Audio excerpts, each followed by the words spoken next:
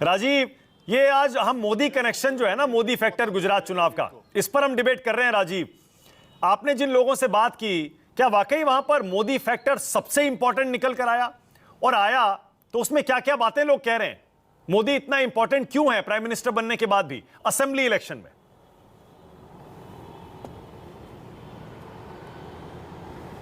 देखिए मानक, आपके सवाल का जवाब मैं एक लाइन में देता हूं कि अगर भारतीय जनता पार्टी से आम आदमी पार्टी या कांग्रेस पार्टी चुनाव लड़े गुजरात में तो शायद वो हरा दे बीजेपी को, शायद वो बराबरी पर आ जाए, कड़ी टक्कर हो जाए।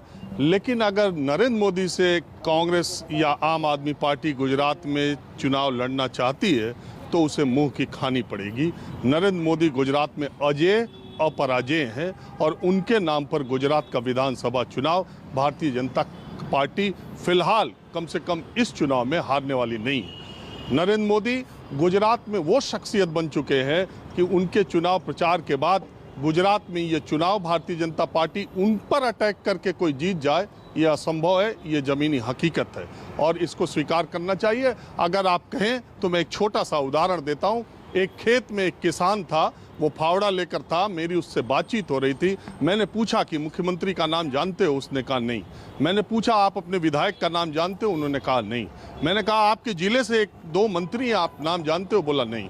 बोला मुझे किसी के नाम जानने की ज़रूरत नहीं है, मैं नरेंद्र मोदी और कमल के फूल पर वोट देता हूं और दूंगा। और दूसरी बात ये, मैंने उनसे पूछा कि मान लो मैं तुम्हारे विधानसभा क्षेत्र से आ जाऊं, मैंने ये बात पहले भी कही है, अब मैं आ जाऊं तो बोला भाजपा का टिकट लेके आओ, मोदी के नाम पे तुमको भी वोट देंगे और तुम्हारे खिलाफ दूसरी पार्टी से मेरा भाई भी चुनाव लड़ेगा तो मैं उसको वोट नहीं दूंगा। नरेंद्र मोदी की लोकप्रियता, नरेंद्र मोदी से गुजरात के लोगों का कनेक्शन इस लेवल का है।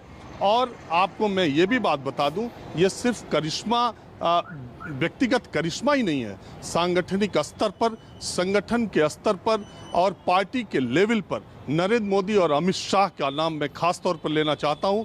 जितनी मेहनत अमित शाह अपनी पार्टी के लिए करते हैं, शायद किसी भी पार्टी में कोई भी नेता संगठन के स्तर पर उस लेवल पर जाकर के मेहनत नहीं करता है। टिकटों के बंटवारे से लेकर चुनावी रैलियों तक आप क्या बात करेंगे? अभी जो लोग पैनल में हैं, भार्गव तो हमारे सीनियर हैं, हमारे साथ काम भी किए हुए हैं, उनको गुजरात की रग रग पता है। लेकिन एक पक्ष ये भी है कि जो अभी 2021 के नगरीय चुनाव में आम आदमी पार्टी को जिन भी इलाकों में 10% से ज़्यादा वोट मिले हैं, ये भी एक हकीकत है कि चुनाव की घोषणा से पहले खुद प्रधानमंत्री नरेंद्र मोदी ने उन जगहों पर जाने का काम किया है जहां भी आम आदमी पार्टी को 10% से इस लेवल पर, इतने माइक्रो और मैक्रो लेवल पर जाकर के नरेंद्र मोदी खुद चुनाव लड़ते हैं। तो उस स्थिति में गुजरात में कोई ये कह दे कि नरेंद्र मोदी फैक्टर कितना महत्वपूर्ण है, मैं तो कहता हूं कोई फैक्टर है ही नहीं।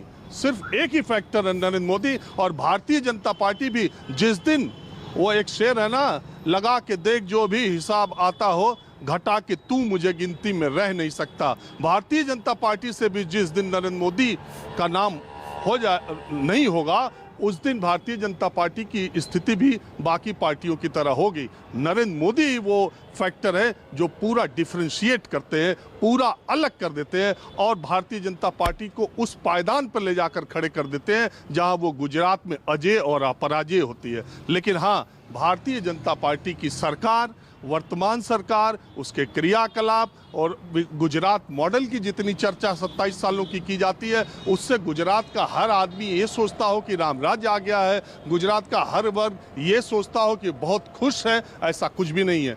गुजरात के लोग महंगाई से परेशान हैं, बेरोजगारी से परेशान हैं, बहुत सारी समस्याएं हैं जहां उनकी बातें सुनी नहीं जाती है। आम लोगों की बातों को उस तरह से एड्रेस नहीं किया जाता है। 27 साल सरकार में रहने के बाद उस सरकार की, उस पार्टी की कार्यप्रणाली कुछ इस तरह की हो जाती है जहां बहुत सुनवाई की स्थिति नहीं होती है। ये सारे फैक्टर है और ये कितना इनकैश पॉलिटिकल पार्टीज चुनाव में करा पाएंगी ये दूसरी बात है। लेकिन नरेंद्र मोदी पर हमला करेंगे, नरेंद्र मोदी से चुनाव लड़ेंगे तो मुंह की खाएंगे। राजीव, कुछ